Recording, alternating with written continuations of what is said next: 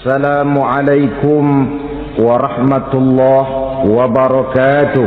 Waalaikumsalam warahmatullahi wabarakatuh. Ingat cerita dalam kitab Durratun Nasihin. Saya ulang lagi cerita ini untuk sugesti. Ada buajingan tengik pernah membunuh 99 orang. Satu saat hidayah datang kepadanya, terniat ingin bertaubat. Dicarinya seorang ustadz, ketemu ustadz kepala ngajar. Ustadz, ya, apa? Saya mau taubat, diterima apa tidak taubat saya? Emangnya dosa kamu apa? Saya pernah membunuh 99 orang, Ustadz. Ustadznya melotot. Wih, banyak amat. Nggak segampang itu nyawa hak prerogatif Allah. Cuma Allah yang berhak ngambil. Membunuh tanpa alasan yang benar, dosa besar. Dosamu kelewat banyak, Mas. Nggak bisa. Dia vonis lebih dulu kayak surga milik bapak moyangnya. Ini preman kita pikir, ini ustadz saya niat baik-baik kok ngomongnya nggak enak. Nah, daripada 99 tanggung, saya lempengin aja nih urusan dah. Dibabat lagi ustadz, tamat, selesai, pas, cepet. Niat taubatnya masih terus. Dia mengembara sampai ketemu seorang ustadz yang bijak. Waalaikumsalam Ustadz. Salam. Ada apa? Ustadz, saya mau taubat, diterima apa enggak sih? Oh, sebelum mentari terbit dari sebelah barat, sebelum nafasmu sampai di tenggorokan, Allah akan menerima taubatmu. Boleh jadi dosamu besar, tapi ampunan Allah lebih besar dari dosamu. Begitu Ustaz. Iya. Cuman ngomong-ngomong dosamu apa sih? Ustaz, saya sih tadinya cuma bunuh 99 orang. Terus ada Ustaz ngomongnya nggak enak, jadi saya cukupin 100. Oh, taubatmu diterima asal benar-benar. Cuma begini saja, kampungmu kampung brengsek tuh, lingkunganmu nggak sehat. Kalau kau pulang ke sana lagi, niat taubatmu bisa lentur dan luntur. Kamu pindah saja, hijrah ke kampung lain yang lebih baik. Baik Ustadz, terima kasih. Wah, ngepak koper, pindah. Belum sampai ke kampung yang dituju, ajal datang merenggut nyawa. Ketika ruh keluar dari jasad, ini malaikat rahmah dengan malaikat azab rebutan. Kata malaikat rahmah, ini jatah saya. Orang ini sudah taubat, tempatnya di surga. Kata malaikat azab, nanti dulu. Taubat sih taubat, 100 bagaimana urusannya? Bertengkar. Akhirnya Allah mengutus malaikat Jibril, kau adili. Kata Jibril, ukur sajalah mana yang lebih dekat, kampung yang dituju atau kampung yang ditinggalkan. Ketika diukur, kampung yang dituju lebih dekat dari kampung yang ditinggalkan. Kata Jibril, dia jatah malaikat rahmah, taubatnya diterima Allah. Nah, kalau mendengar riwayat seperti ini, jangan diartikan bahwa untuk taubat mesti membunuh 100 orang. Ini harus diartikan bagaimanapun besar dosa dan kesalahan yang kita lakukan, jangan putus asa dari rahmat Allah. Sebaliknya, bagaimanapun banyak kebaikan yang kita kerjakan, jangan puas hati dan sombong diri. Kita belum tahu akhir perjalanan hidup ini. Kita hanya berbuat dan berbuat. Kepastian itu haknya Allah. Ada yang masuk neraka karena menyiksa kucing. Ada yang masuk surga walaupun sudah membunuh 100 orang.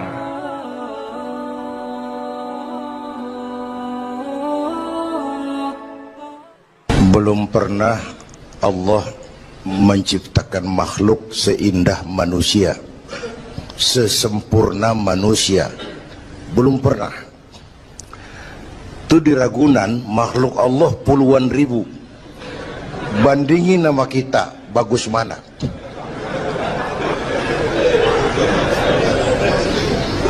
Ada makhluk Tuhan tuh yang disebut malaikat, diciptakan dari cahaya, imaterial, dan karena itu tidak perlu material.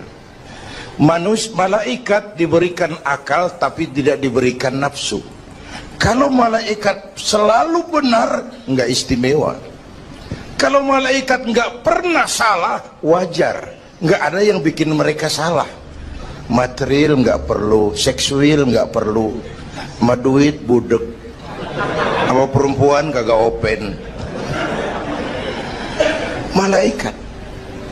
Sebaliknya ada makhluk Allah yang namanya binatang, diberikan otak tapi tidak diberikan akal. Mereka hanya diberi nafsu. Sapi kalau dia ngelihat rumput, nggak usah nanya ini rumput halal apa haram, nggak usah. Ayam jago kalau sudah datang syahwatnya, nggak usah nengok ini banyak orang apa enggak, nggak usah. Dan itu wajar binatang. Nah yang ketiga kita manusia, makhluk paling komplek, diberi akal, diberi nafsu. Tiap hari sejak bangun tidur sampai tidur kembali terjadi pergolakan perjuangan antara bisikan akal dan nafsu. Kadang akal menang, kita naik jadi malaikat, cuman potongannya manusia.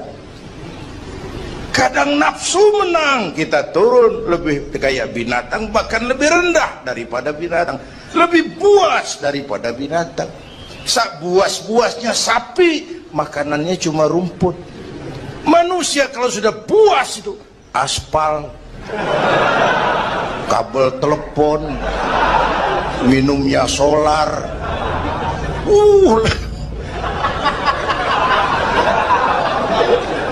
Lebih buas dari binatang sekalipun. Agar akal bisa mengendalikan nafsu, Allah menurunkan agama. Bukan menghilangkan, mengendalikan, mengatur. Manusia tanpa nafsu bukan manusia. Manusia nafsu melulu, kebo.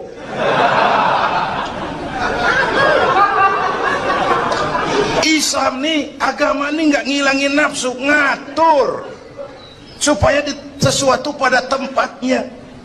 Jangankan hidup berkehidupan, pakai kopiah saja mesti ada caranya tuh. Ya, ada cara ceramah ya gini, dagang miringin dikit, main gaple begini.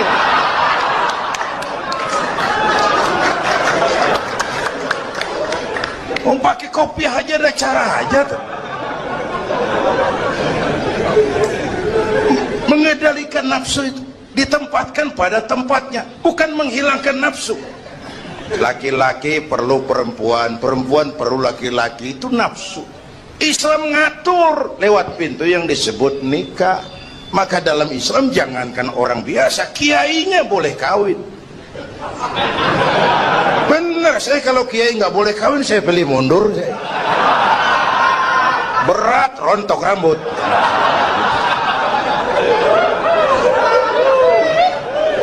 Ngatur. Saudara-saudara hadirin yang saya hormati, jadi ternyata di sini bukan perjalanan terakhir.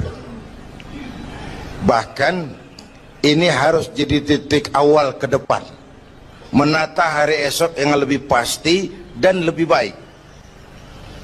Pertama, jangan pernah terniat kita akan kembali ke sini lagi. Jangan pernah terniat bahwa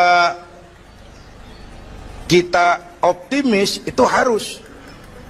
Bahwa kita semua punya salah, itu pasti.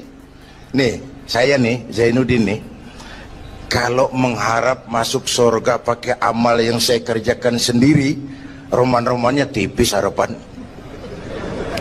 Bener. Sholat saya berapa banyak saya tahu, sedekah saya berapa duit saya tahu, sholat saya berapa banyak saya tahu. Terus saya baca sejarah, Nabi Adam dosanya atu, makan buah khuldi. Nabi Adam dosanya atu, dikeluarin dari surga. Kita dosa banyak, pengen masuk. Kan kagak nyambung nih, nggak nyeklek. Untung Allah itu bukan Tuhan pendendam. Allah itu ramah dan penuh rahmah. Manusia, dosamu banyak, coba kau lihat rahmatku jauh lebih banyak. Manusia, dosamu besar, lihat ampunanku jauh lebih besar. Kau nangis di hadapanku, aku senyum melihatmu. Kau berjalan menujuku, aku lari menyambutmu. Sini manusia, sini. Itu yang bikin kita optimis. Allah ramah dan penuh rahmah. Tuhan kita bukan Tuhan pendendam. Jangankan kita nih yang ada dalam Duratan Riyadhus Shalihin itu kan riwayat lama. Ada mbahnya bajingan, tengik lagi. Ini pernah membunuh 99 manusia, 99 orang dibunuh. Bayangin, satu hari datang hidayah, ada keinginan taubat kembali. Berangkat dia cari ustadz mau menyatakan taubat. Yang ditemuin ustadz belum tapi mateng, masih mengkel. Assalamualaikum ustadz. Salam.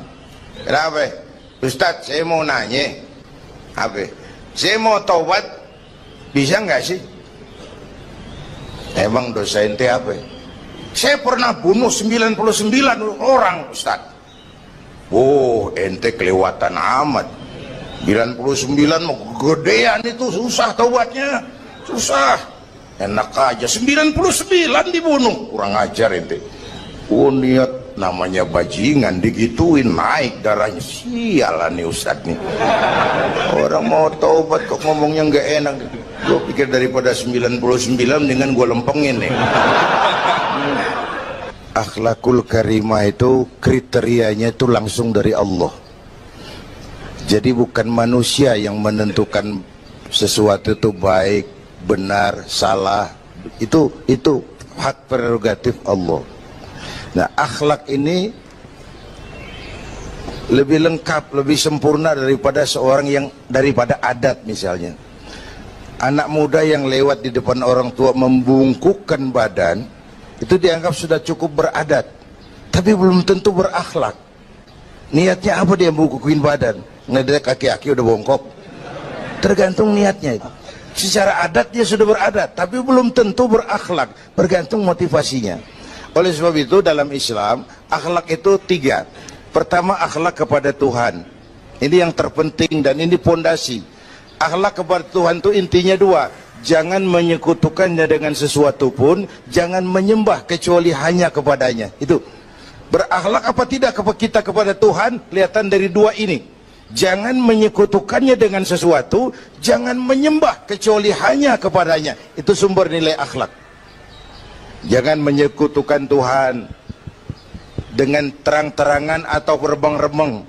Kadang-kadang kita terang-terangan enggak, remeng-remeng kejebak. Gue entak pakai cincin ini nih, tuh cincin dah. Gue entak pakai cincin ini nih. Jangan anak perawan, nenek-nenek lihat gue lemes. Nenek-nenek ya lemes. Nah, jangan menyembah kecuali hanya kepadanya. 1. Yang kedua, akhlak kepada sesama. Baik sesama muslim, non muslim, dan seterusnya. Yang ketiga, akhlak kepada lingkungan. Dia sama pohon ini kan kita harus berakhlak. Sama air kita harus berakhlak. Satu saat kampung saya banjir, saya ngomong sama ngkong saya, "Kong banjir kong." Kata ngkong saya, "Biarin, bukan salah air, habis salah lo." Salah kita bagaimana? Lah lo tempat air lo tempatin. Yang punya tempat datang dia kagak ngerti, ini tempat gua di sini nggak beda lo banjir. Artinya apa? Di Jakarta ini kita nggak ngasih tempat buat air, pantas dong dia ngayap kemana-mana. Al-Quran mengajarkan wa tilkal ayyamu nudawiluha bainan nas. Hari itu kami putar di antara manusia. Tidak ada yang tetap. Segalanya pasti berubah. Sehingga para filosof bilang yang tetap adalah perubahan. Yang tetap adalah perubahan. Ada saat datang, ada saat pergi. Ada hari dilantik, ada saat menyerahkan jabatan. Ada saat berdiri, ada waktunya duduk. Semua datang dan pergi silih berganti. Dalam proses perubahan itu sering terjadi pergeseran nilai. Ya Bu? Apaan? Serius banget. Emang kudu serius. Dalam perubahan itu sering terjadi yang disebut pergeseran nilai. Sebab apa? Sebab Al-Quran sudah memberikan indikasi. Kalla innal insana la yatgha ar-ra'ahus taghna. Manusia sering lupa diri apabila melihat dia berada dalam posisi yang mapan. Baik kemapanan itu karena kemampuan intelektual, karena kekuatan materi, atau karena faktor kekuasaan. Dikala itu orang sering lentur dan luntur, mengalami proses degradasi. Banyak orang tadinya dengan lantang teriak berantas korupsi, ganyang korupsi, cuma karena belum dapat kesempatan. Begitu dapat kesempatan, korupsinya lebih gila dari yang diteriakin. Ada nggak yang model begitu? Di luar negeri. Di luar negeri, luarnya lagi malah. Terjadi proses degradasi.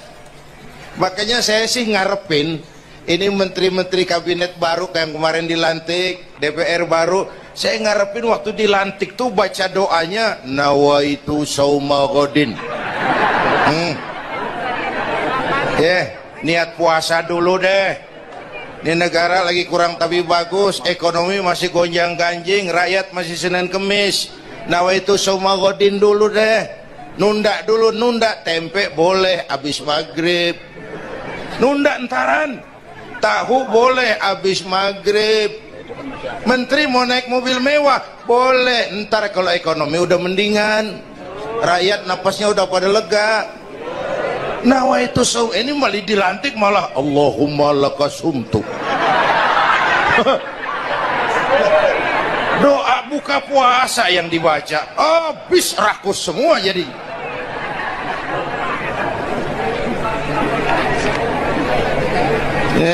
Dengerin ngikutin senturi ya, ban bingung kita siapa yang nanggung jawab ini. Yang jawab banyak banget, yang nanggung kagak ada. Bener nih, yang jawab semua jawab pakai jurus bekelit. Yang nanggung kagak ada. Nih ujung-ujungannya saya khawatir kayak lagu Bengawan Solo, akhirnya ke laut. Kalau udah ke laut udah kagak ada yang ngurusin, udah ribet urusan.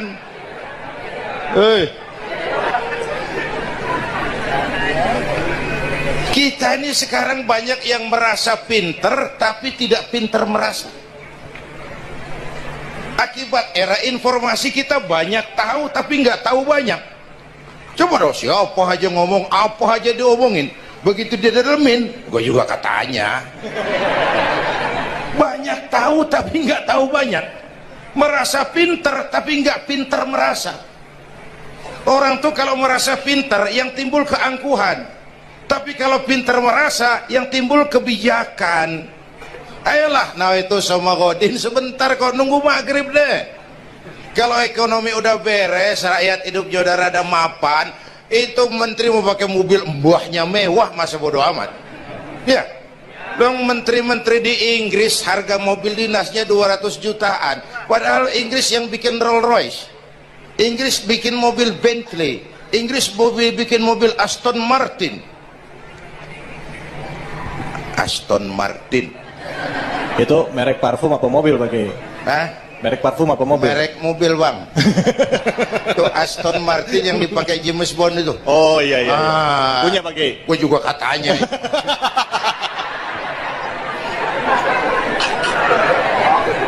Lah, mobil menterinya harga 200 jutaan. Menteri-menteri Malaysia pakai mobil Proton Saga, produknya sendiri. Kita 1,3 miliar. Mudah-mudahan mobil dinas baru ini bisa meningkatkan kinerja saya, kata seorang menteri. Dodol. Apa hubungannya mobil mewah sama kinerja? Apa hubungannya mobil mewah sama kinerja? Kalau memang mental bajai, biar naik Mercy juga selandang-selandang nggak karu-karuan. Mental.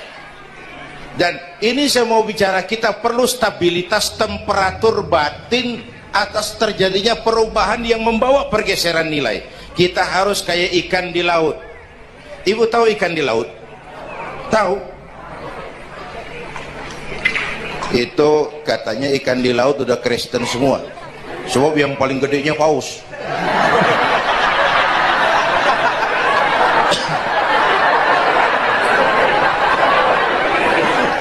Menghadapi arus perubahan kita itu harus seperti ikan di laut, kata saya tadi. Ikan di laut biar 3 tahun berendam di air asin, nggak ikut jadi asin tuh. Ya. Kenapa? Karena dia hidup. Ikan yang hidup 3 tahun berendam di air asin nggak ikut asin.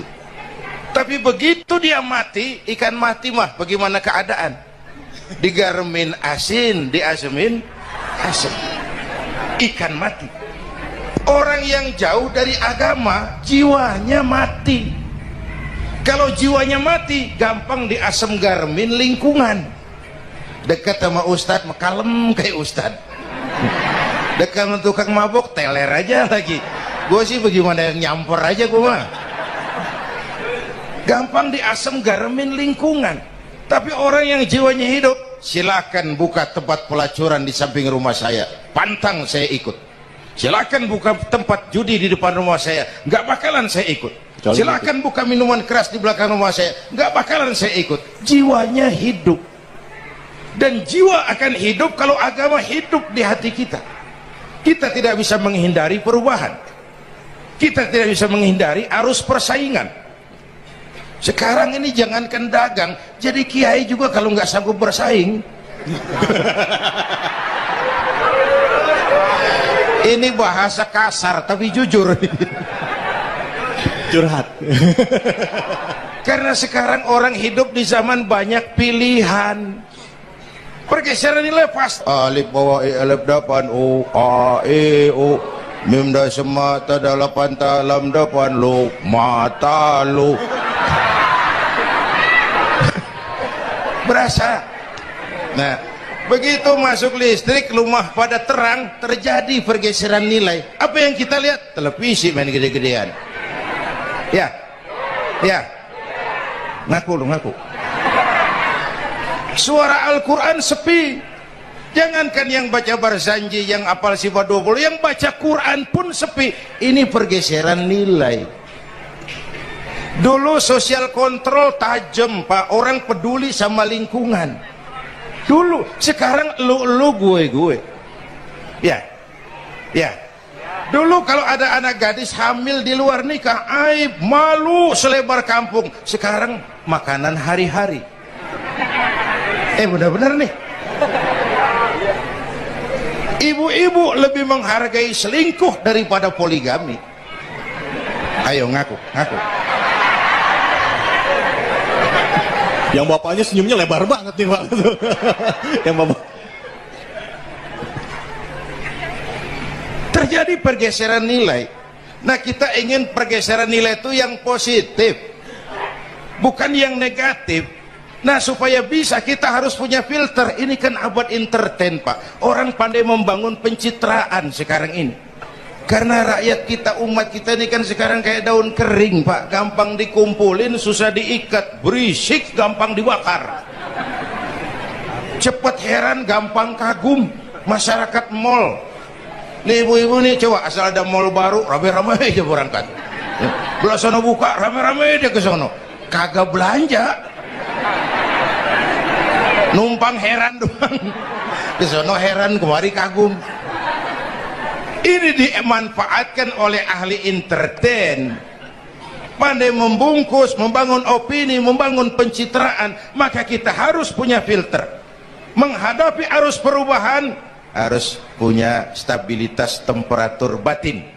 Apa konsepsi dasarnya? Agama, Bu. Kekuasaan kalau jatuh ke tangan orang beriman aman. Ilmu kalau jatuh ke tangan orang beriman manfaat. Harta kalau jatuh ke tangan orang beriman manfaat, rahmatan lil. Tapi kekuasaan jatuh di tangan orang yang jauh dari iman, Fir'aun kan dulunya cuman raja, Bang, cuman kelamaan jadi raja nggak ada yang nandingin, akhirnya lupa daratan, ngaku jadi Tuhan.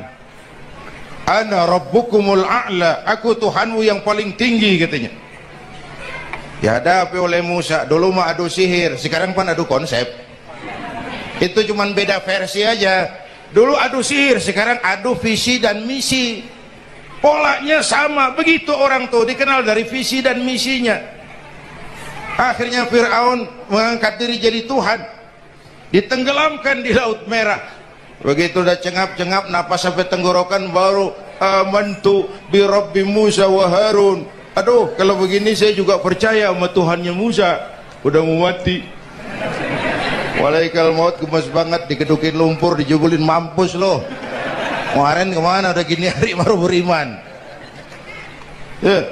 Kekayaan kalau jatuh di tangan orang yang jauh dari iman, yang muncul korun, lupa diri, lupa daratan, masuk dalam kategori kalla innal insana la yatgha ar-ra'ahu istaghna.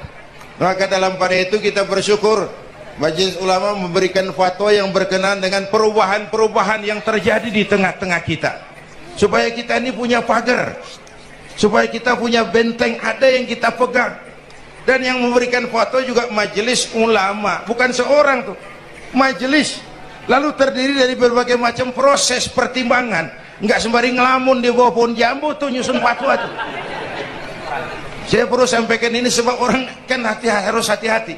Memang ada hadis, barang siapa yang berijtihad lalu ijtihadnya benar dapat 2 pahala. Kalau ijtihadnya salah dia dapat 1 pahala. Man ijtahada, man di sini bukan lil itlaq, bukan siapa saja. Barang siapa lalu siapa saja, nggak beres urusan. Barang siapa yang memenuhi persyaratan untuk berijtihad, lalu dia berijtihad, itu yang kalau salah dapat 2, kalau salah dapat 1, kalau benar dapat 2. Jadi manijtama'a fihi syurutul ijtihad, bukan man lil itlaq, lalu siapa saja boleh berijtihad, lalu lahir fatwa yang aneh-aneh. Tetapi sungguh pun demikian, fatwa Majelis Ulama itu tidak bersifat mengikat. Ini yang bijaksananya. Tuh dalam Al-Quran, Pak, Bu, balik lagi ke ceramah nih. Dalam Al-Quran Allah itu maha bijaksana. Kapan? Coba. Kalau surga disediakan untuk orang yang tidak punya dosa, sepi surga. Ya. Nih, ayo jujur nih. Ada nggak yang kagak punya dosa di sini? Nggak ada. Untung Allah bilang apa? Wa amma man sakulat mawazinuhu fahuwa fi 'ishatir radiyah. Orang yang timbangan kebaikannya lebih berat dari timbangan La ilaha illallah, bahwa tidak ada Tuhan yang perlu disembah selain daripada Allah Subhanahu wa ta'ala. Ini hakikatnya merupakan inti daripada ajaran rasul-rasul terdahulu. Kenapa? Seluruh rasul bersumber dari satu sumber yang sama, yaitu dari Allah Subhanahu wa ta'ala. Maka prinsip ajaran ketuhanan yang mereka bawa tentu saja sama. Nabi Adam mengajarkan la ilaha illallah, Nabi Nuh mengajarkan la ilaha illallah, cuma tentu sambungannya Nuh Rasulullah. Nabi Ibrahim mengajarkan la ilaha illallah, Ibrahim Rasulullah. Nabi Musa mengajarkan la ilaha illallah, Musa Rasulullah. Bahkan Nabi Isa mengajarkan la ilaha illallah, Isa Rasulullah. Dan Nabi Muhammad mengajarkan la ilaha illallah, Muhammadur Rasulullah. Akhlak manusia kepada Allah dengan menanamkan tauhid. Jadi kalau ingin berakhlak yang benar kepada Allah, jaga tauhid, pegang teguh akidah. Saudara-saudara kaum muslimin rahimakumullah. Lawan daripada tauhid adalah kufur. Kufur bisa dua. Bisa kufur iman, bisa kufur nikmat. Kufur itu sifatnya, kafir itu orangnya. Ada orang kufur iman, dan ini merusak akhlak kepada Allah Subhanahu wa ta'ala. Kufur iman itu kadang-kadang bentuknya syirik, orangnya disebut musyrik.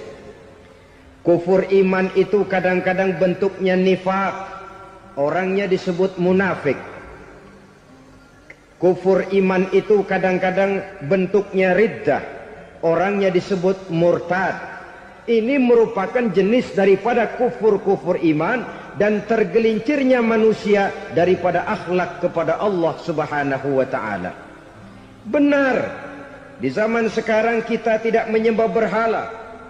Memang di zaman sekarang kita tidak menyembah patung. Iya, kita tidak berkeyakinan Tuhan lebih dari satu. Tapi kadang-kadang akhlak kita kepada Allah sering lentur dan luntur, sering bergoyang dan tergoncang, sering kena erosi dan polusi. Bahwa kita tidak menyembah Latta, Uzza, Manat dan Hubal seperti masyarakat jahiliyah dahulu, memang.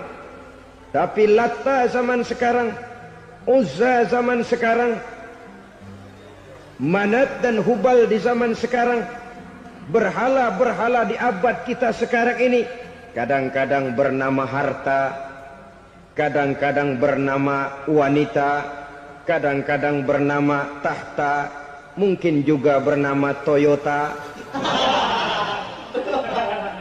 Sesuatu yang lebih kita agungkan daripada Allah, menjelmalah dia menjadi berhala-berhala di zaman kita sekarang ini. Manakala kita di kantor sudah lebih takut kepada kepala bagian kita daripada kepada Allah, maka Tuhan kita barangkali adalah kepala bagian kita.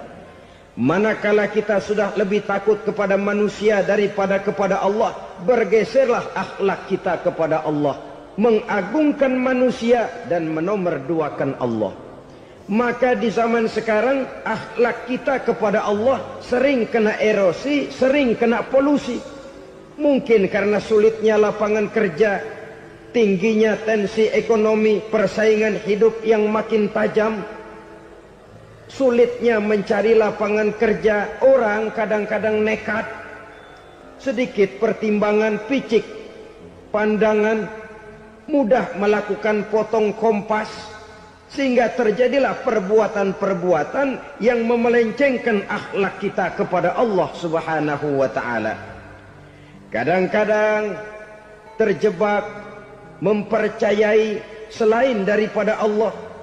Kadang-kadang terjebak di dalam mengagungkan yang selain daripada Allah lebih dari yang seharusnya.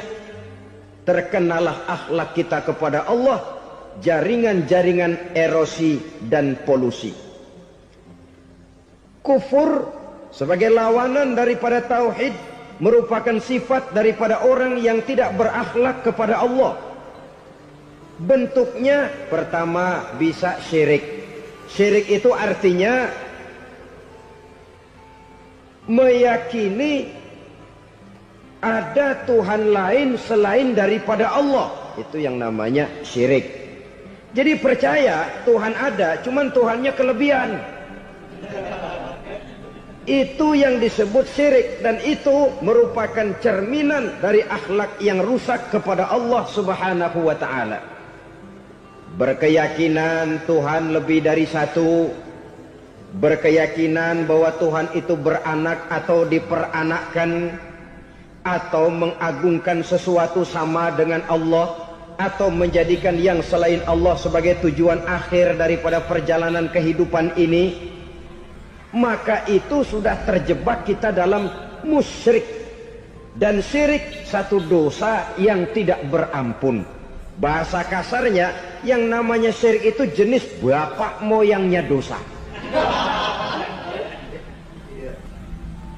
Saudara-saudara, sebab itu saya pesan, kalau memang terpaksa, biasanya yang tinggal di kota-kota besar itu kalau tidak kepengen dosa kan susah.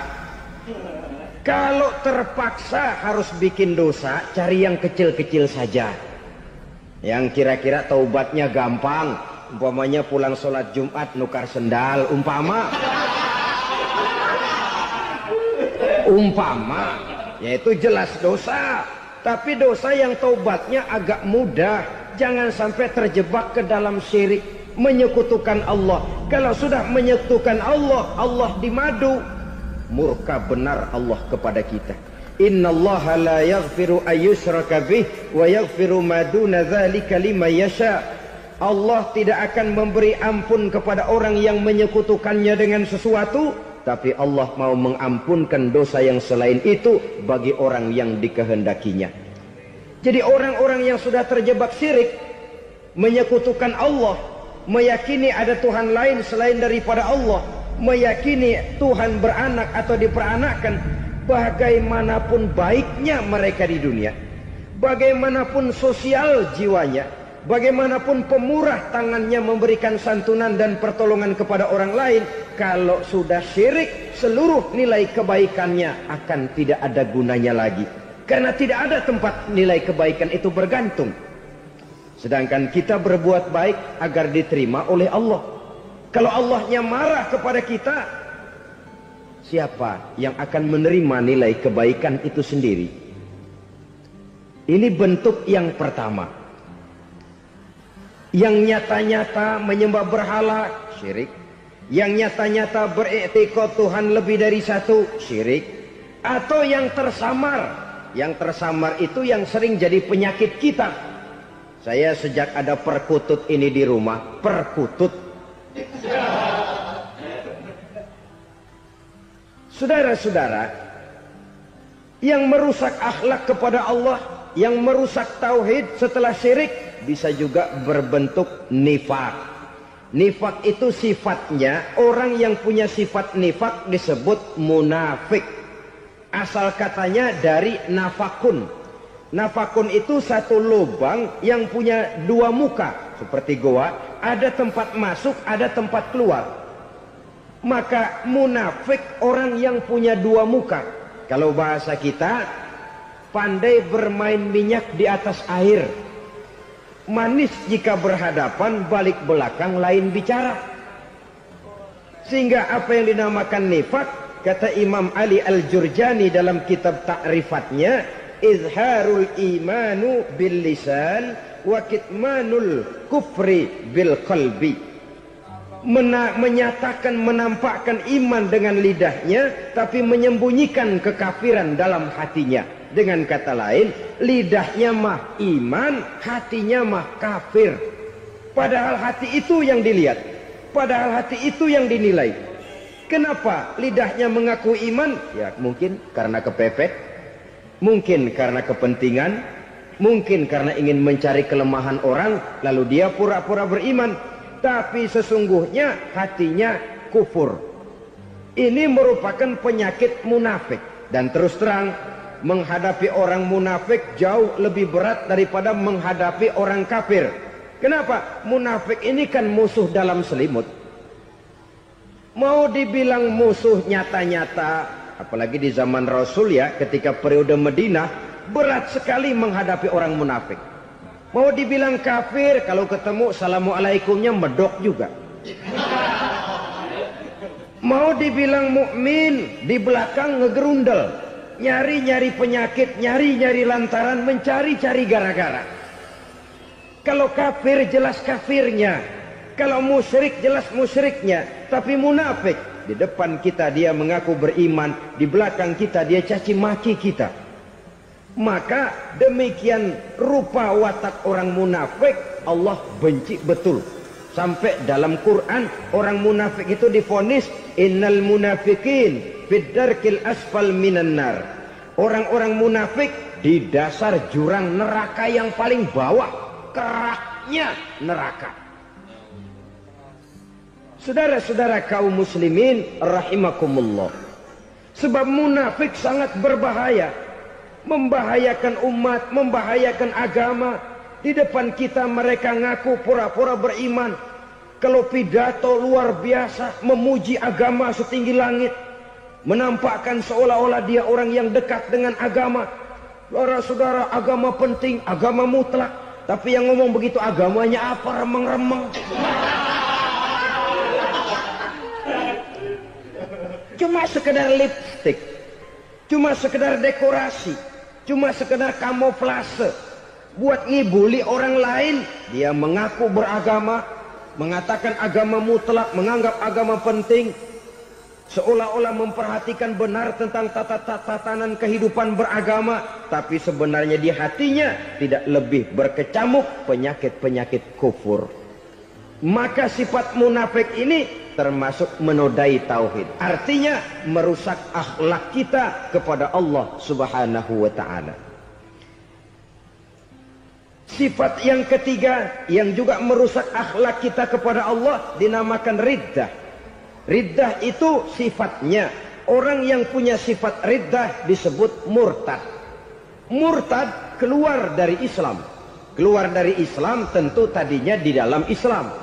Oleh satu perbuatan dia bisa menjadi murtad. Misalnya tadinya dia iman benar kepada Allah, tapi melarat.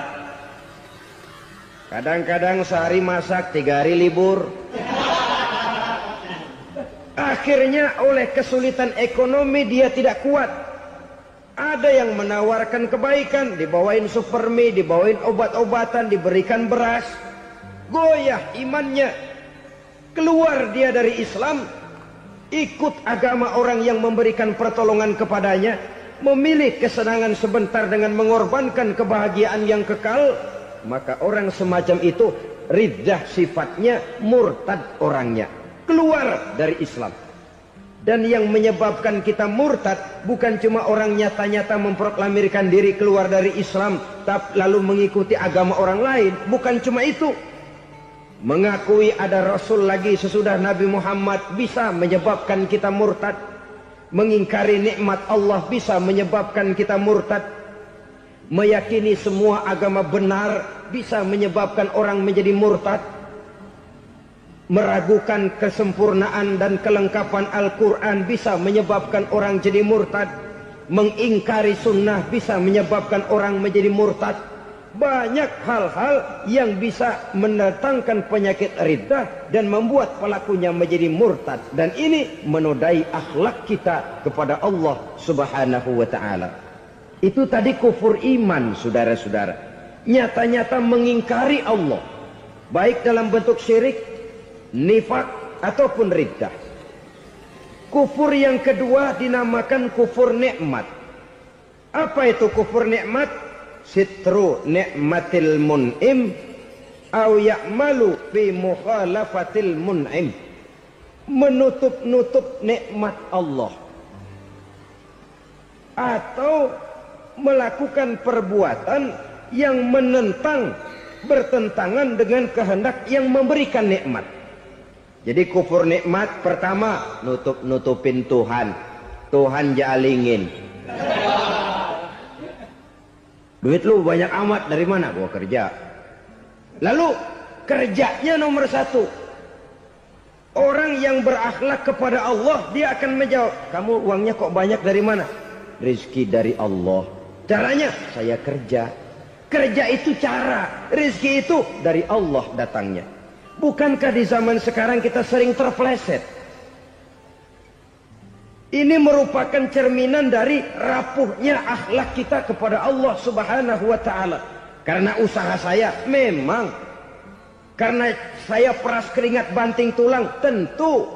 Tapi sadarkah kita bahwa sepanjang yang bisa kita lakukan cuma berusaha, peras keringat banting tulang?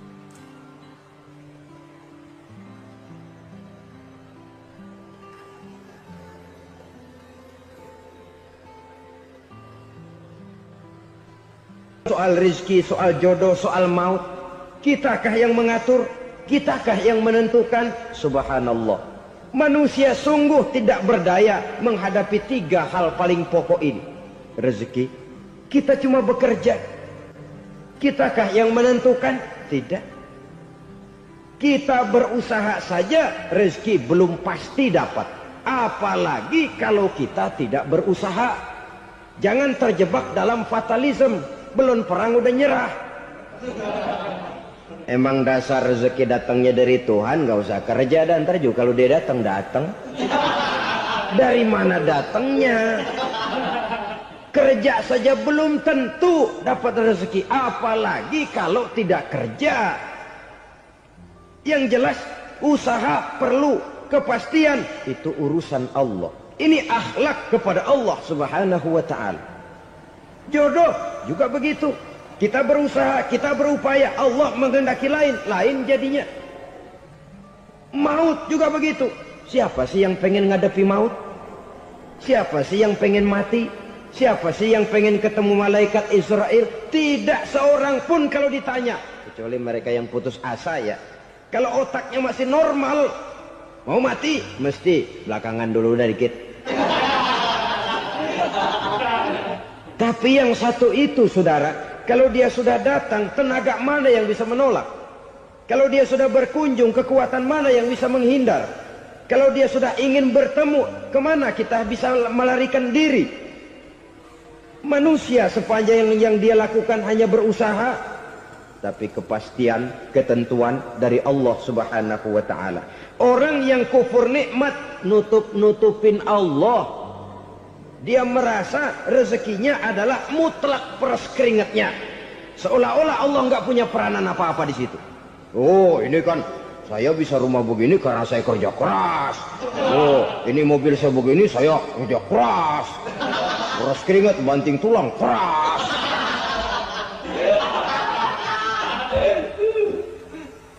Saudara-saudara kaum muslimin rahimahkumullah.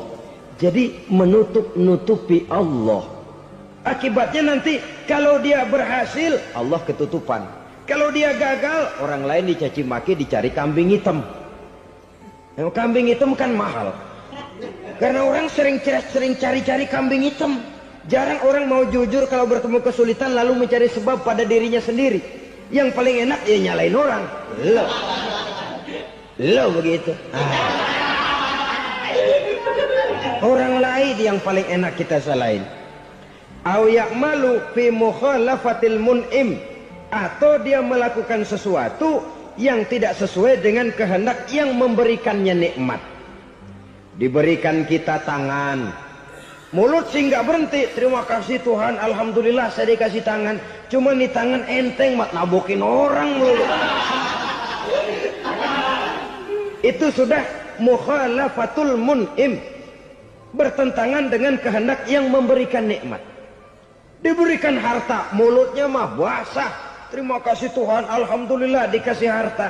Tapi pelitnya minta ampun. Kikir, koret, medit. Ini juga termasuk kufur nikmat. Mempergunakan suatu nikmat bertentangan dengan kehendak daripada yang memberikan nikmat itu sendiri. Saudara-saudara kaum muslimin rahimakumullah. Oleh karenanya kufur iman memang lebih bahaya daripada kufur nikmat. Tapi jangan lupa, kufur nikmat bisa menyeret orang kepada kufur iman. Nah kalau Allah udah dialingin, Tuhan sudah dinomor duain, lama-lama kenapa dia tidak mendewakan dirinya sendiri? Mendewakan pangkatnya, mendewa-dewakan otaknya, mendewa-dewakan kemampuannya. Pada awalnya dia memang cuma kufur nikmat, tapi lambat laun kalau ini tidak diobati secara pasti orang akan mengarah kepada kufur iman. Bisa berbentuk syirik, bisa berbentuk nifak, bisa berbentuk riddah. Saudara-saudara, oleh karena itu menjaga akhlak kepada Allah mutlak penting. Sebab apa? Kita tidak berakhlak kepada manusia saja, kita dikucilkan dari pergaulan. Kalau kita tidak berakhlak kepada Allah, dikucilkan oleh Allah. Hadis qudsi menyatakan, man lam yashkur ala na'ma'i wa lam yasbir ala bala'i falyakhruj min tahtis samai falyatlub rabban siwaya. Kata Allah, siapa orang yang tidak mau bersyukur terhadap nikmat yang aku berikan kepadanya dan tidak mau sabar terhadap ujian yang aku berikan kepadanya, falyakhruj min tahtis samai, persilahkan saja keluar dari kolong langitku, waliyatlub rabban siwaya, tolong cari Tuhan lain selain daripada aku. Murka Allah, diusir, cuman gak kedengeran aja. Siapa yang tidak mau syukur terhadap nikmatku, siapa yang tidak mau sabar terhadap ujian yang aku berikan kepadanya, persilakan keluar dari kolong langitku ini, cari Tuhan lain selain aku. Nah, langit Tuhan yang punya, Tuhan kita lawan, diusir dari kolong langit, mau pindah ke kolong mana?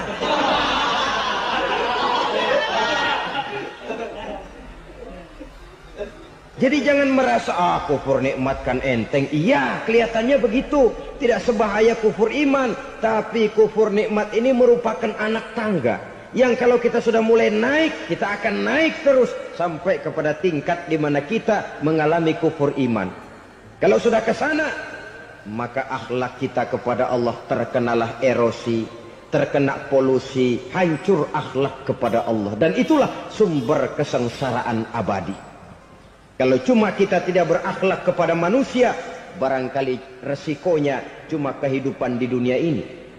Mungkin juga ada kehidupan akhirat.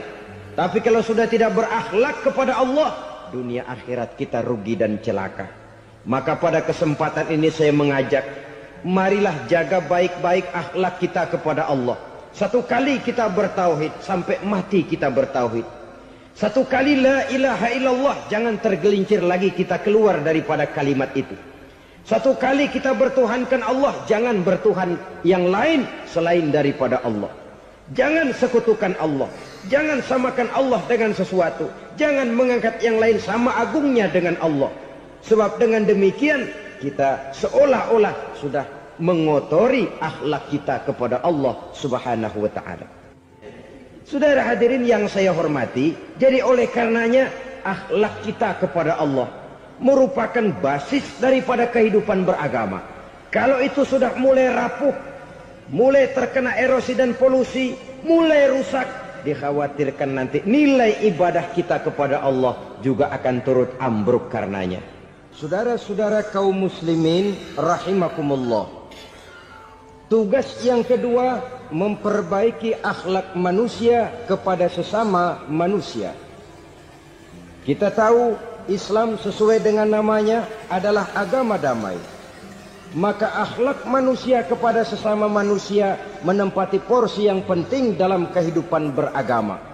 Bagaimana seorang muslim bergaul, bertata krama terhadap sesama manusia. Mari kita lihat lebih jauh persoalannya.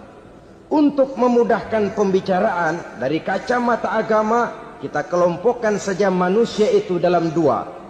Pertama yang seiman dan yang kedua yang tidak seiman. Yang tidak seiman itu kita sebut saja kufur atau kafir. Nah, kepada yang kafir pun kita diajarkan untuk berakhlak. Apalagi kepada yang memang nyata-nyata seiman, sekeyakinan, seakidah. Kemanapun Islam datang, ke negara manapun ia masuk, ia tidak menaburkan kerusakan. Jadi tidak benar kalau orang pernah itu menggambarkan, saking sentimennya seorang orientalis pernah menggambarkan Nabi Muhammad di tangan kirinya Quran, di tangan kanannya pedang. Menggambarkan seolah-olah Islam dikembangkan dengan kekerasan. Sebenarnya tidak sama sekali. Kalaupun dalam sejarah perkembangan Islam pernah terjadi perang, maka perang dalam Islam sesungguhnya apabila kita amati sejarahnya bukan untuk memaksakan agama. Karena memang agama tidak bisa dipaksakan. Tetapi justru untuk mempertahankan agama dari segala macam hambatan, rintangan, hinaan dan fitnahan. Tapi kemanapun yang jelas Islam masuk, dia tidak pernah membuat kekacauan, kerusuhan ataupun penghancuran. Candi Prambanan bahkan dipugar, Gereja-gereja tidak ada yang dihancurkan oleh umat Islam. Kenapa? Islam agama damai. Soal agama, soal lakum dinukum waliyadin. La ikraha fid din, qad tabayyana ar-rusdu minal ghayy. Tidak ada paksaan dalam beragama, sebab nyata yang benar dengan yang tidak benar. Belum pernah ada orang kafir masuk ke perkampungan orang Islam lalu dikejar-kejar, diteriakin kafir, kafir, sunatin.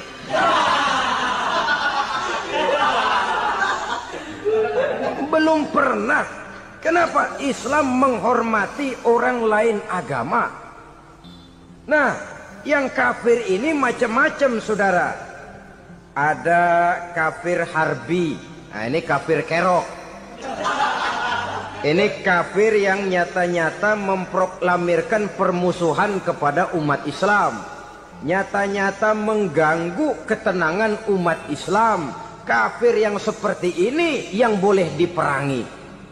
Misalnya kita mau sembahyang Jumat dijagain, nggak boleh sembahyang Jumat, getok palanya.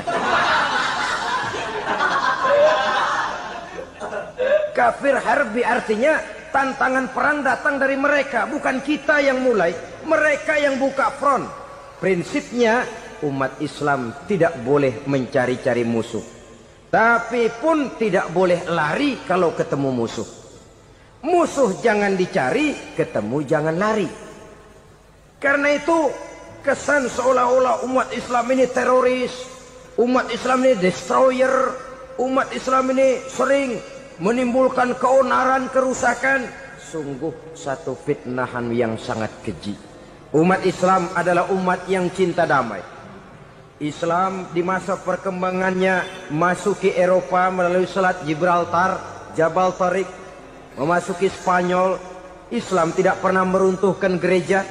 Islam tidak pernah membunuh orang-orang Nasrani.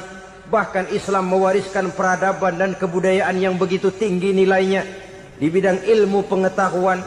Sampai ketika itu Barat banyak mengkaji ilmu pengetahuan dari dunia Islam. Buku-buku berbahasa Arab diterjemahkan ke bahasa Yunani, dipelajari oleh para cendekiawan di negeri Barat sana.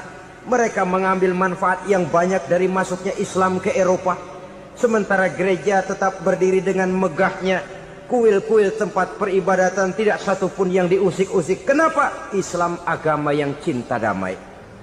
Asal dia tidak diganggu, asal kehormatannya tidak dihinakan.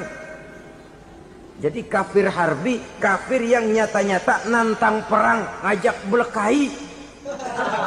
Itu kafir yang nyari penyakit. Kafir harbi ini boleh diperangi dengan catatan mereka yang memang mulai. Yang kedua kafir zimmi. Kafir zimmi, kafir yang hidup di tengah mayoritas muslim, tapi mereka mau hidup dengan aman, damai, tenang. Mereka wajib dilindungi. Bahkan Nabi pernah memberikan satu jaminan, man aza zimmiyan faqad azani. Siapa yang mengganggu orang kafir zimmi sama saja dengan mengganggu saya. Kehormatannya dijaga, harta bendanya dilindungi, anak istrinya pun dilindungi. Dan ini jadi kenyataan. Saudara bisa lihat di negara-negara yang mayoritas penduduknya beragama Islam, orang-orang kafir di luar Islam hidup dengan tenang, aman, damai. Di Saudi Arabia, di luar tanah haram, di luar Mekah dan Madinah, banyak orang-orang kafir mencari nafkah. Mereka tenang, aman, dilindungi undang-undang. Begitu di Mesir, begitu di negara Indonesia yang berdasarkan Pancasila ini. Kehidupan beragama menimbulkan gairah, rukun, tenang, aman, damai, sepanjang tidak saling ganggu, tidak saling usik, menghargai orang yang sudah beragama, tidak menjadikan penganut suatu agama sebagai sasaran dari dakwah agama lainnya. Saudara-saudara kaum muslimin rahimakumullah. Jadi memang oleh Al-Quran kita dianjurkan asyidda 'alal kuffar ruhama bainahum. Tegas kepada orang kafir, kasih sayang kepada sesama muslim. Tapi tegas bukanlah berarti marah-marahan, bukan berarti musuh-musuhan, bukan ngajaki perang. Tegas dalam arti punya garis tentang kehidupan beragama, lakum dinukum waliyadin. Soal kehidupan sosial, mari kerjasama. Bangun jalan, ayo rame-rame. Siskamling, mari bebarengan. bikin puskesmas, mari sama-sama. Tapi kalau sudah soal agama, itu tidak perlu ada toleransi agama. Yang perlu toleransi antar umat beragama. Kalau umatnya mau kerjasama silahkan, tapi tidak menyangkut soal ibadah. Jangan kerjasama di bidang ibadah. Itu kerjasama yang salah pasang, saudara-saudara. Sehingga dengan demikian toleransi adalah menyangkut kehidupan antar umat beragama. Sedangkan agama sendiri punya coupling yang nyata. Sehingga dengan demikian tegas kepada orang kafir dalam arti kita punya satu kepribadian. Tidak ngambang. Enggak, lalu kalau ditanya orang, sebenarnya agama lu apa sih? Ah, gua mah gimana musimnya aja. Agama pakai musim kayak rambutan. Akhirnya ya begitu, musim-musiman. Ke masjid kelihatan, ke gereja hayo, ke candi nongol, ke apa?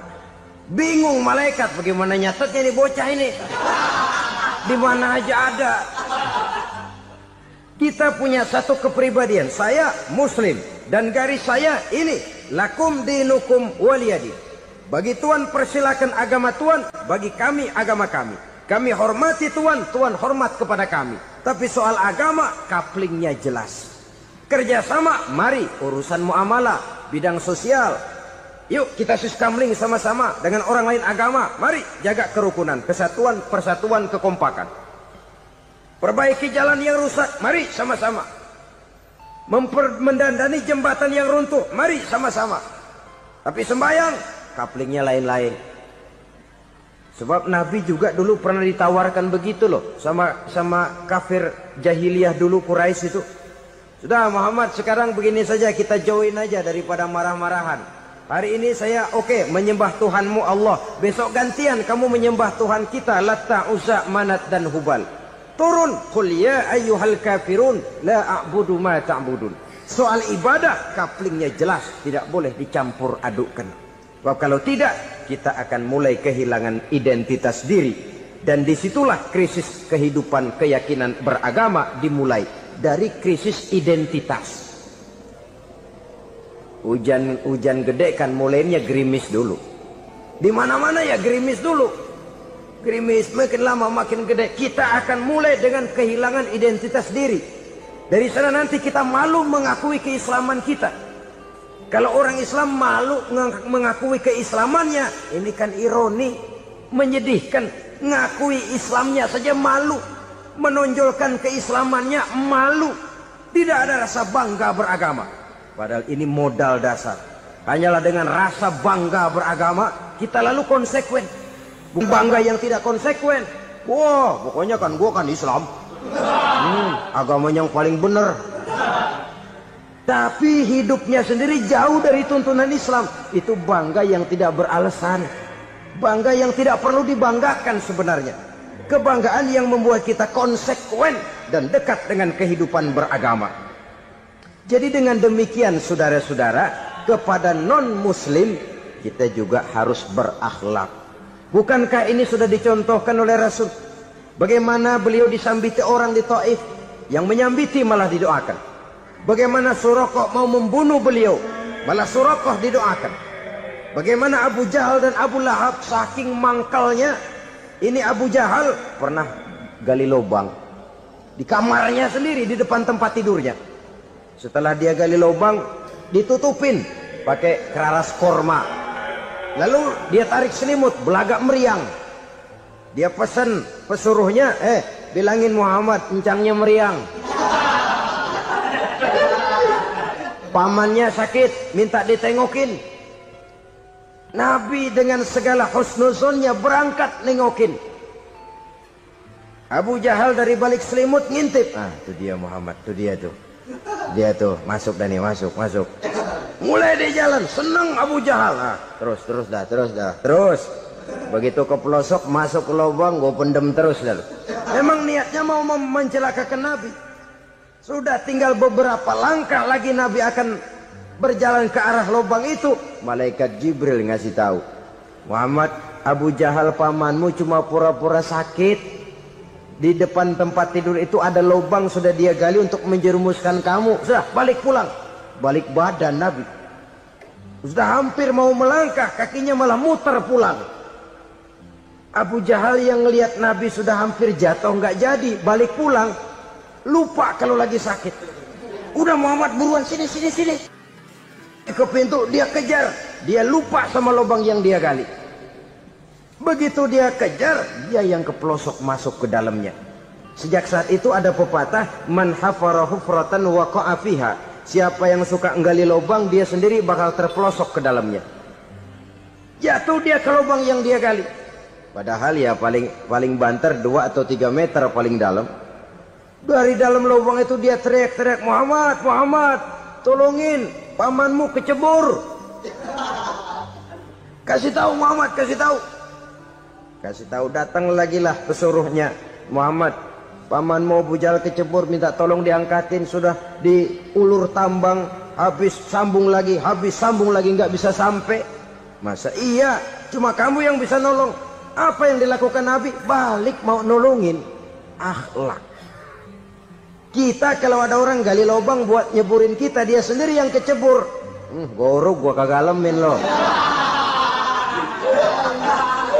Mati sekalian dah. Nabi mah enggak, balik nolongin tuh Abu Jahal. Kenapa paman kecebur? Iya Muhammad, tolong, tambang udah diulur-ulur, sambung-sambung nggak sampai. Aduh kasihan paman nih, pegang tangan saya. Nabi cuma ulurin tangan, nyampe dipegang oleh Abu Jahal. Diangkat ke atas. Nyampe atas, apa kata Abu Jahal? Tambang bergulung-gulung nggak nyampe, kamu cuma pakai tangan doang kok bisa Muhammad, hebat banget sihirmu. Mukjizat dia bilang sihir, udah ditolongin nyelak lagi, kan yang enak kita injak palanya.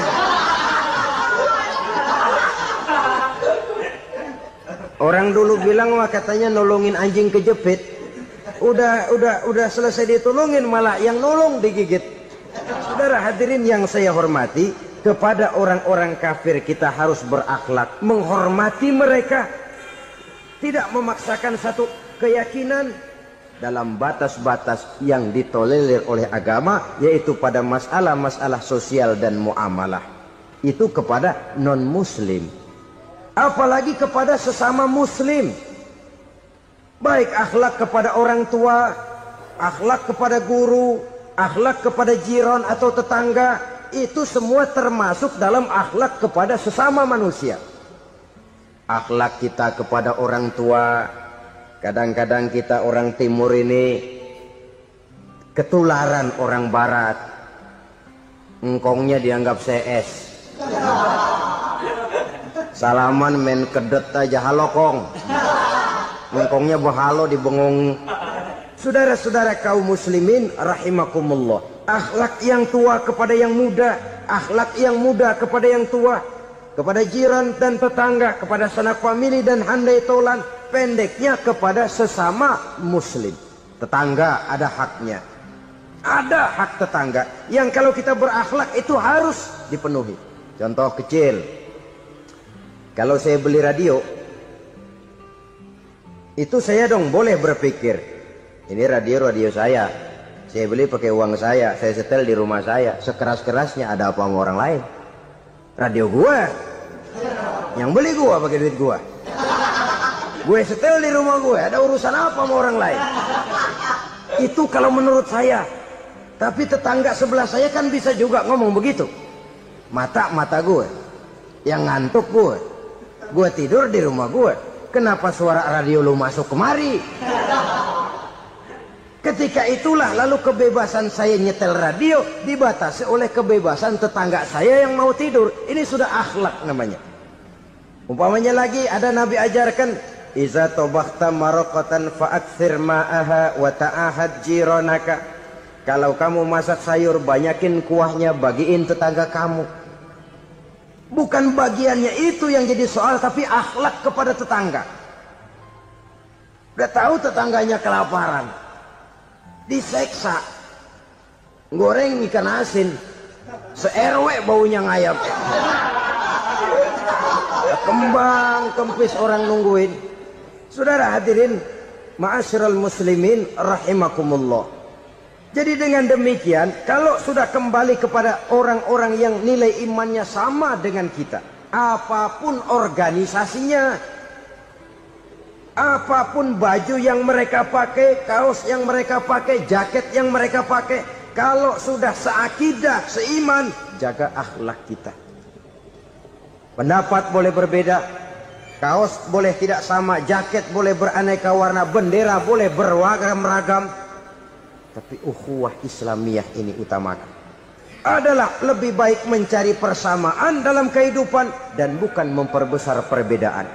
Hanyalah dengan mengembangkan nilai-nilai akhlak semacam ini, toleransi tidak hanya diperlukan kepada yang non-muslim, kepada sesama muslim pun toleransi.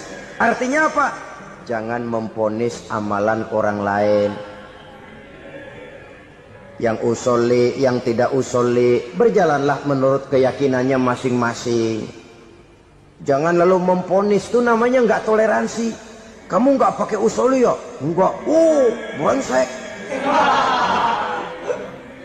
Kamu pakai usoli ya? Iya. Bid'ah. Lah dua-duanya kagak yang benar. Kalau yang sembahyang kagak benar, bagaimana yang kagak sembahyang? Apa itu yang benar? Toleransi, setuju dengan perbedaan pendapat, jangan memponis amalan orang lain. Karena kita hanya beramal, hak menerima adalah Allah Subhanahu wa ta'ala. Jangan sebentar-bentar mencap bid'ah, dolalah, finnar, neraka. Kayaknya neraka kapling orang tuanya kali. Gampang bener masukin orang ke neraka. Kita kadang-kadang bisa toleransi dengan orang luar, tapi kepada sesama muslim toleransi tidak sanggup kita adakan. Mengklaim merasa kita yang benar, orang lain salah semua, itu tidak toleransi namanya. Mentang-mentang jadi ustadz, nih satu-satunya ustadz di sini ya, semuanya mesti ngaji kemari. Kalau nggak ngaji kemari Islamnya kurang tapi benar. Toleransi. Saudara-saudara kaum muslimin rahimakumullah, lapang dada menghargai orang yang berbeda pendapat, apalagi kalau perbedaan pendapat itu menyangkut hal-hal yang tidak prinsipil, menyangkut hal-hal yang sekunder dalam kehidupan beragama, menyangkut masalah-masalah yang dalam bahasa fikih disebut soal-soal furu'iyah. Tidak usah menyebabkan kita bersih tegang. Kepala sama hitam pendapat boleh berbeda dan halal. Bahkan Nabi mengatakan ikhtilafu ummati rahmatun. Perbedaan pendapat di kalangan umatku bahkan menjadi rahmah, sepanjang perbedaan pendapat itu diiringi dengan rasa toleransi. Tapi kalau sudah main baku hantam, main klaim, memponis orang lain, akhirnya timbullah keretakan.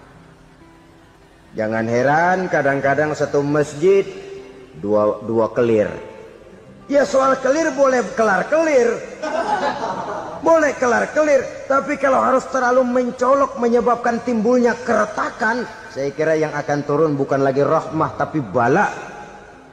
Bala akan menimpa kita, jatuh kita menjadi umat yang lemah. Oleh karena di antara kita sendiri, sesama kita tidak pandai bertoleransi, tidak lapang dada. Ada anak muda kelihatannya mau majuan dikit, yang tua curiga.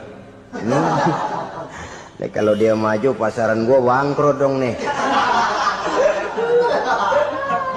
Lalu ditekan tuh anak ditekan melejit. Kadang-kadang yang tua maksudnya baik, mau memelihara, yang muda salah terima. Kan tua kejemur. Dari dulu sampai sekarang gitu-gitu doang. Anak kemajuannya. Padahal yang tua barangkali maksudnya juga baik, mau memelihara. Sebenarnya kalau kita bisa mencoba mencari titik temu dengan alur komunikasi, tidak merasa diri yang paling benar, tapi toleransi, boyak menerima pendapat orang lain, setidaknya mau mendengar omongan orang. Yang susah kalau udah kena penyakit, nggak mau ngerti omongan orang, nggak mau nerima pendapat orang. Kodok di kolong tempayan, cukeng kayu asem, asal ijo udah ijo aja ijo dah. nggak ngerti omongan orang. Yang kayak begini yang orang jadi kesandung. Oleh karena itu saudara-saudara, alangkah nikmatnya kehidupan ini apabila kita menyadari kita ini ummatan wahidah, satu umat yang satu, yang diikat dengan akidah. Kalau kepada yang non muslim saja kita diajarkan untuk berakhlak, apatah lagi kepada yang seiman, seakidah, sekeyakinan. Wajarkah perbedaan pendapat yang kecil-kecil lalu menyebabkan kita bertolak belakang, cerai-berai, centang perenang? Bila bertemu di jalan yang satu menyisih ke kiri, yang lain menyingkir ke kanan. Kalaupun juga bercampur di tengah kumpulan orang banyak, persis air dengan minyak. Yang atu melengos, yang atu madep mojok. Orang lain senyum, dia mau pada manyun. Saudara-saudara kaum muslimin rahimakumullah, realita ini walaupun tidak enak, pahit, tapi masih hidup di sebagian masyarakat kita. Ini yang perlu kita atasi. Soal toleransi kepada orang lain, sejarah sudah membuktikan. Mari kita jangan cuma bisa mengajak orang lain, umat lain untuk bertoleransi dengan kita, tapi kepada sesama kita. Toleransi ini perlu kita tegakkan, perlu kita bina. Terutama di dalam kita menuju bentuk ideal daripada konsep ukhuwah Islamiyah ini, yang memang selalu kita akan cari bentuk-bentuk idealnya sejalan dengan perkembangan situasi dan kondisi yang dihadapi oleh umat. Perbedaan organisasi, perbedaan kepentingan organisasi tidak seharusnya menyebabkan kita merasa meremehkan orang lain dan mengangkat diri, mengklaim diri sebagai yang ter. Jadi dengan demikian, apabila yang pertama tadi akhlak kepada Allah dinamakan hablum minallah, maka yang kedua ini merupakan hablum minan nas. Jikalau baik akhlak kita kepada Allah, baik akhlak kita kepada manusia, nikmat rasanya menjalani kehidupan. Kadang-kadang orang akhlaknya kepada manusia baik, tapi kepada Allah tidak baik.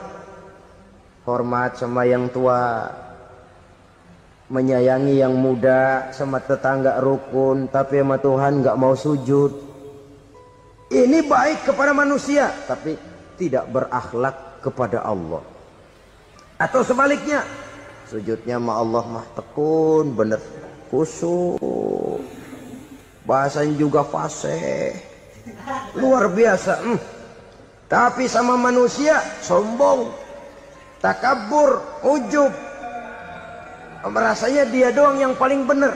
Sebab iblis itu ya, itu kadang-kadang datang lewat hati, dan memang selalu markasnya di situ. Kalau dia tidak bisa menggoda kita dengan yang lain, dia tumbuhkan sifat ujub. Dia bisikin, wah memang di kampung ini yang paling banyak ibadahnya ente, yang lain mana, lihat tuh kerocok semua. Lalu di hati orang itu tertanam sifat iya ya. Nah, tatkala iya ya, dia sudah terkena serangan iblis. Akhirnya apa? Orang lain diremehin. Asalnya kagak mau sembahyang, aja diajak salaman dan najis aja dah. Ketemu juga mukanya ditekuk 4. Akhirnya bukan ngajak, malah ngenyek, ngina. Lah orang dihina makin jauh, makin tidak tersentuh. Bukan cara itu yang diajarkan oleh Rasul. Bahwa orang tidak mau sholat, tugas kita mengajak. Soal dia tidak sholat, ya itu dosa dia kepada Allah. Saudara-saudara kaum muslimin, ujub disuntikkan oleh iblis ke dalam hati kita. Sujudnya kepada Allah benar, tapi akhlaknya kepada sesama manusia merasa paling benar sendirian, merasa orang lain salah semua. Pokoknya kalau di luar lingkungannya udah kagak bener aja udah bahaya. Saudara-saudara, ini juga penyakit yang disuntikan oleh iblis. Sebab iblis itu tipu dayanya luar biasa, strateginya lihai. Makin tinggi kualitas iman, ya makin berat upaya iblis untuk menjerumuskan kita. Karenanya saya mengajak, marilah kita bertoleransi. Baik kepada non-muslim, lebih-lebih lagi kepada sesama muslim yang kebetulan berbeda baju, berbeda kaos, berbeda organisasi, lain bendera yang dibawanya. tapi toleransi mari kita canangkan. Kita terikat oleh ukhuwah Islamiyah.